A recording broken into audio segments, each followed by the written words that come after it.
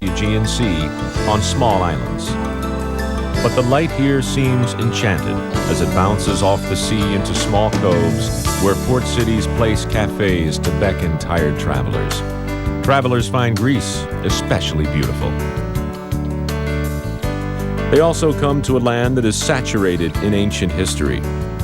Even the Romans discovered monuments and civilizations older than their own.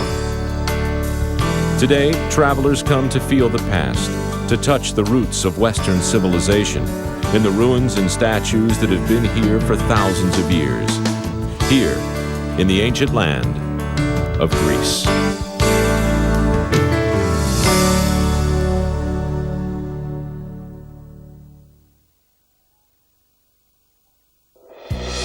The pleasures of Greece are endless, spanning over 100 islands and reaching from the Mediterranean to the Balkans. It's a country of many faces. There's the beachcombers' Greece, a paradise of coastline equal to France's in length, which boasts its own famously buttery sand and non-stop sun. There is ancient Greece, still visible in elegant ruins, ancient art, and classic works by Homer, Socrates, and Plato. And there is modern Greece, exemplified by the hustle and bustle of Athens itself, a city which some say makes even Manhattan seem sedate. The secret of Greece's magic may lie in its incredible history. Greece is considered the cradle of European civilization. By 3000 BC, they were inhabiting sophisticated settlements complete with central squares, streets, and mud brick homes.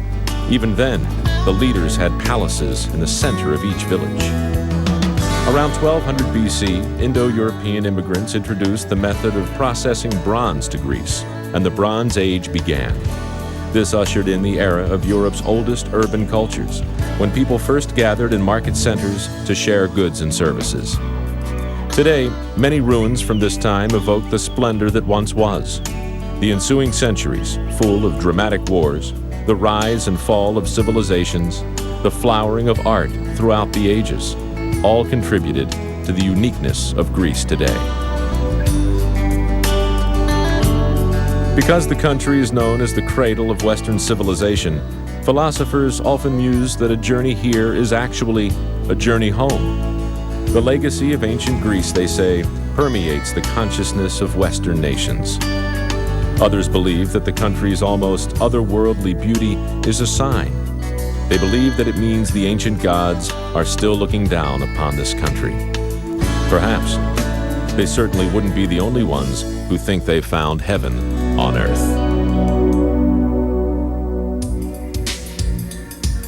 Greece is a peninsula and a scattered group of islands in the eastern Mediterranean. Athens is the capital and port of entry for most visitors.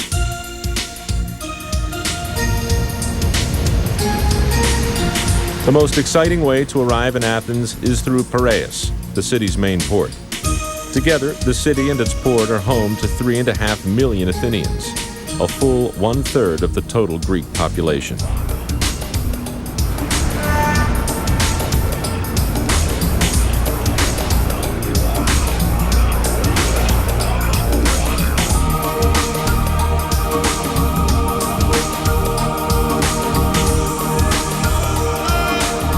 Start exploring in the central Syntagma Square, the heart of modern Athens. The Greek Parliament building stands here. On Sunday mornings, you can watch one of the most spectacular changing of guards in Europe. Taking place in front of the tomb of the unknown soldier, men perform their duties in tasseled caps and fustanella, kilts with 400 neat pleats, one for each year of the Turkish occupation of Greece.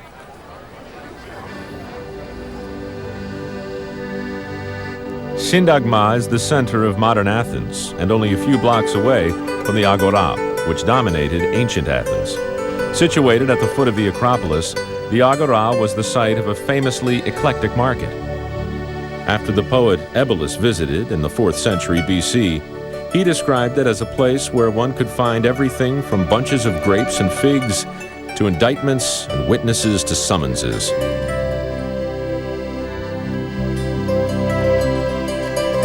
Today, ancient Agora initially appears to be just a jumble of ruins, but there are several sites worth looking for.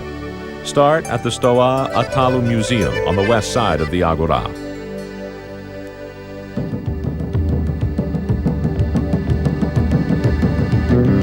The charming little Church of Holy Apostles is around the corner. This church dates back to the 11th century and contains several Byzantine frescoes. Around the corner, the Temple of Hephaestus is also a treasure. It was built by the architect who designed the Parthenon, and today it's one of the best preserved temples in Greece. Undoubtedly the most celebrated of Greece's ancient sites, the Acropolis is on the southeastern side of the Agora. The Parthenon, which sits on the uppermost part of the Acropolis, was built in the 5th century BC by Pericles. The great Athenian leader spared no expense. Only the best architects, materials, sculptors, and artists would do. The result is the largest temple of its time, made almost exclusively of marble. The roof was made of wood, gone now, and was supposed to resemble the sky. It was painted blue and gilded with stars. The Parthenon was originally built to house a statue of Athena, but it was removed in the 5th century AD.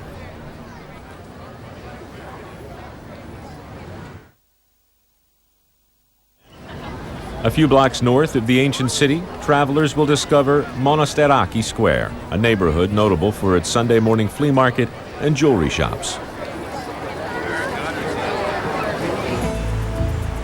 It's a short ride further north to Athens' finest museum, the National Archaeological Museum.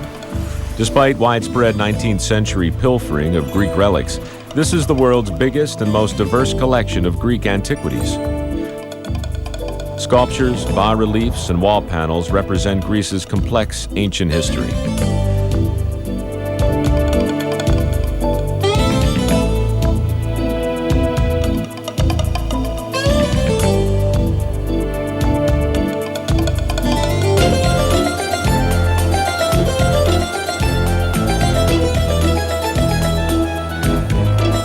Perhaps the best-known piece on display is a testament to the hero of the Trojan War, fought in 1240 BC and immortalized by Homer, the Golden Mask of Agamemnon.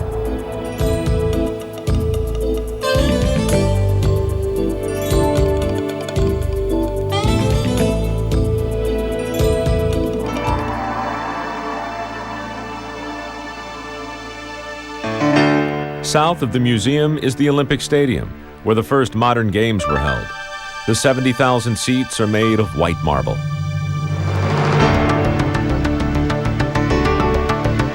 Travel west to Athens' historic district, the Plaka. It's the city's oldest quarter, where many streets are closed to cars. Plaka has many quaint hotels at a range of prices.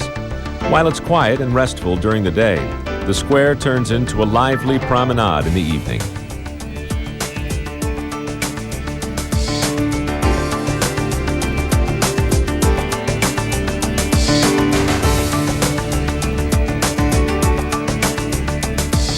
A pleasant stroll to the west lies the Tower of the Winds, which was designed in the 1st century by a Syrian astronomer.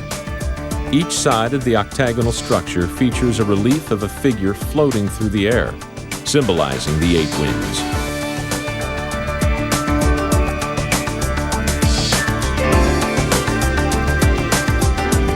There are many wonderful day trips from Athens. Only a few miles east of Athens, the peaceful site of the monastery of Kissariani. It was built in the 11th century on Mount Imitos. Surrounded by wildflower-lined trails and with a dramatic view of the sea, Kissariani is a perfect spot for a Sunday picnic.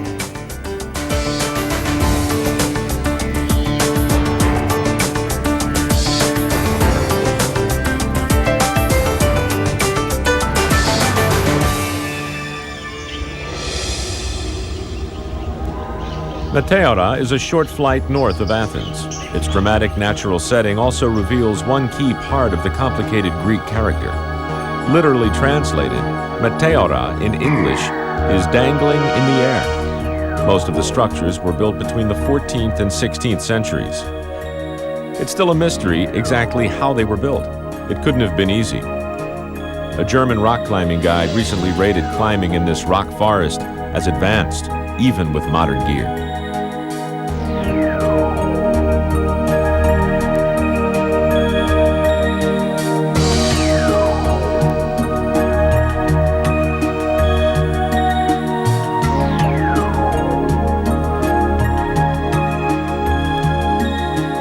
Legend has it that Saint Athanasios, who constructed the earliest of the buildings in the 12th century, flew up to the rocks on the back of an eagle.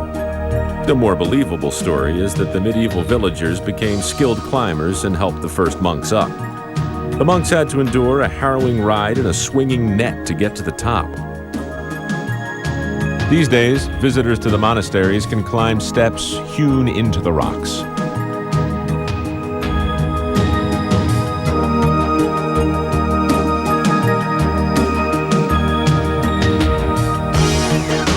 It is suggested that visitors dress decorously.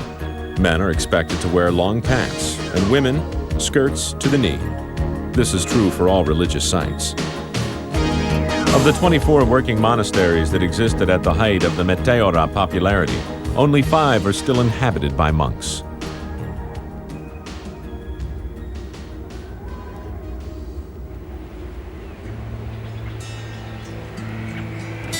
It's a 2.5-hour bus ride south of Athens into Attica to reach Cape Sunion.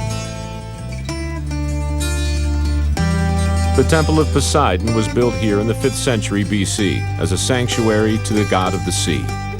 Visible from miles away, it was a welcome sight for weary Athenian sailors in ancient times. When they saw the gleaming white marble, the young men knew they were nearly home. Lord Byron, who wrote of the Cape in his Don Juan, was so taken with Cape Sunion that he carved his name into one of its columns. To the chagrin of local law enforcers, many others have followed suit. Travelers who want a peaceful experience here know to arrive early, before the tourist buses.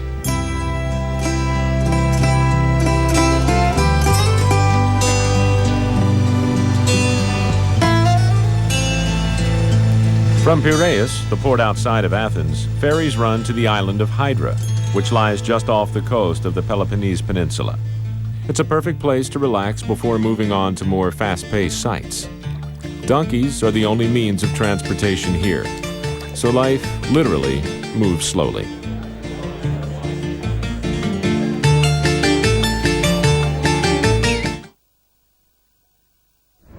From Hydra, another ferry can take travelers to Nafplio in the eastern Peloponnese, another good base for short day trips. Dominated by the small fortified island of Burzi, Nafplio is cheerful and sunny, with its welcoming squares and the countless artifacts from its long Venetian domination. Venice struggled with the Turks for control of Greece for centuries. Nafplio was won by Venice in the 14th century and held, off and on, until the 18th century.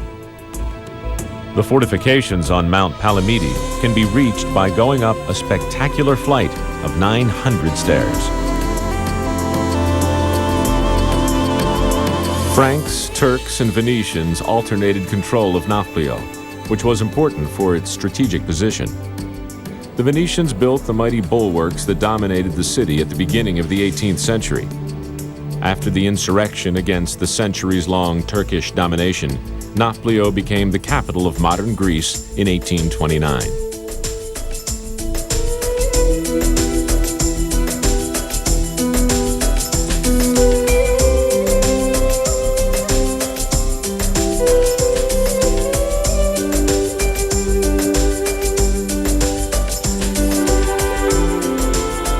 The most famous theater of ancient times, Epidaurus, is 23 miles away. One of the best preserved classical buildings in Greece, Epidaurus is renowned for its acoustics. The sound of a coin dropped into the center of this limestone theater can be heard from the highest seat. Not bad, considering that there are 14,000 seats.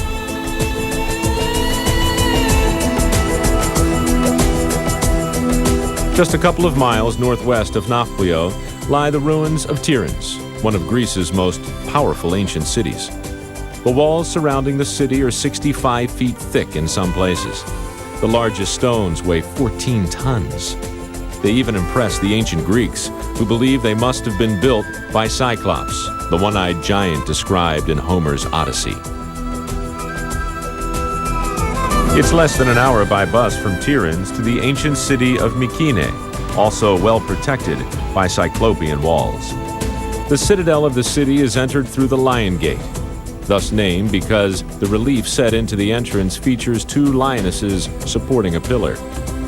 The image is now believed to have been the insignia of the Mycenaean royal family. In the 9th century, Homer alluded to Mykene's wealth of gold in several of his works. At the time, everyone assumed he was simply referring to fictional riches. No one was prepared for archaeologist Heinrich Schliemann's discovery of actual gold 1,000 years later in the 19th century. Today, Schliemann's gleaming discoveries are on display in the National Archaeological Museum. Along the Aegean coast, travelers discover the town of Monemvasia, sometimes called the Gibraltar of Greece. Built on a massive rock that rises up in the middle of the bay, this medieval town seems completely inaccessible. Monemvasia is quite a vision, with its narrow stone streets, tiled roof houses, walled gardens, and Byzantine churches. Castle walls protect the Basilica of St. Sophia, which was built at the beginning of the 14th century.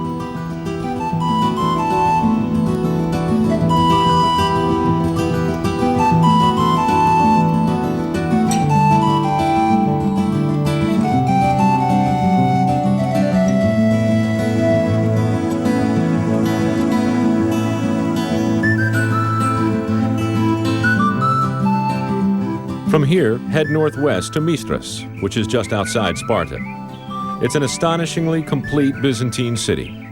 Travelers will feel they've wandered into a huge museum, a museum of architecture, painting, and sculpture. Mystras was one of the most striking cities of the Middle Ages. By the 18th century, however, it had fallen into disrepair.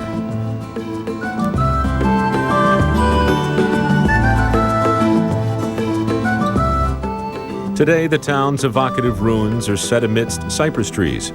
One of the most beautiful remains is the Afendiko Church. From the outside, it's a striking bi-level structure built in the form of a Greek cross with 5 domes. Inside, it is adorned with painstakingly restored and brightly colored frescoes. The metropolis is the other frescoed church in the city.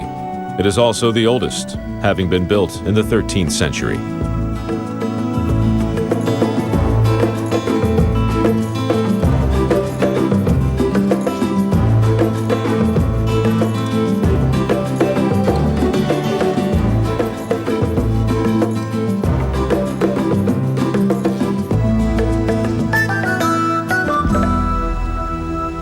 From Mystras, it's south and west to the town of Hierapolis. Just south of town, travelers will find the caves of Diru. They were inhabited in Neolithic times, tens of thousands of years ago, but they were abandoned after an earthquake disguised the entrance. They remained unknown until the 19th century. Visitors today walk through a magical and silent world in these alabaster caves, which are famous for their stalactites and stalagmites.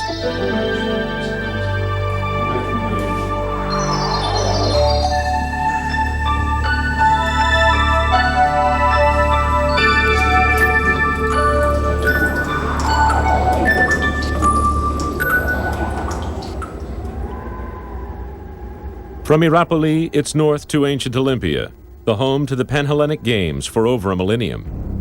While the setting was peaceful, the games themselves were not. First held in 776 BC, the 5-day original Olympics included chariot racing, horse racing, wrestling, and a particularly brutal sport known as Pancratium. Pancratian competitors fought each other naked and unarmed. They could use any means to win, except biting or gouging each other's eyes out. In the Panhellenic Games, women weren't allowed to participate, or even to watch. Any woman who tried to attend the games was reportedly thrown from a nearby rock.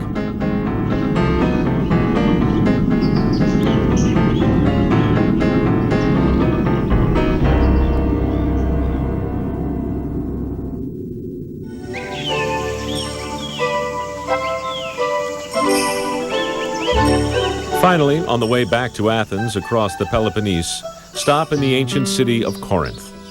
Earthquakes and invasions have left little standing in this once grand city.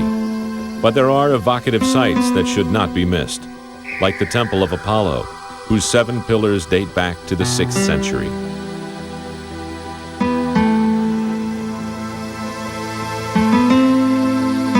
In the 6th century, Corinth was one of Greece's richest areas. In those years, the Corinthians' great wealth was only matched by their appetite for earthly pleasures. Corinthian women were known for their exceptional beauty and were much sought after as courtesans. Its location on the Isthmus of Corinth enabled it to build twin ports that provided access to both the Aegean and the Ionian Sea. As a result, it had access to luxury goods from throughout the Mediterranean. This modern canal was completed across the Corinthian Isthmus in 1910. The Roman Emperor Nero began the work in the 1st century. He struck the first blow with a golden pickaxe, but his dedication to the project didn't last. Construction was abandoned when workers discovered that they had to cut through solid rock. For centuries, ships had to be dragged across the Isthmus of Corinth on a paved slipway. It's easy to see why Greece is one of the most popular destinations for world travelers. In fact, it was favored by Romans long before the birth of Christ. In 79 BC, Cicero remarked to a group of friends as they surveyed the sights, "There is no end to this city. Wherever we walk, we set foot upon some history." More than 2,000 years later, today's travelers feel the same way, exploring the distant past of an ancient land and finding a bit of themselves along the way.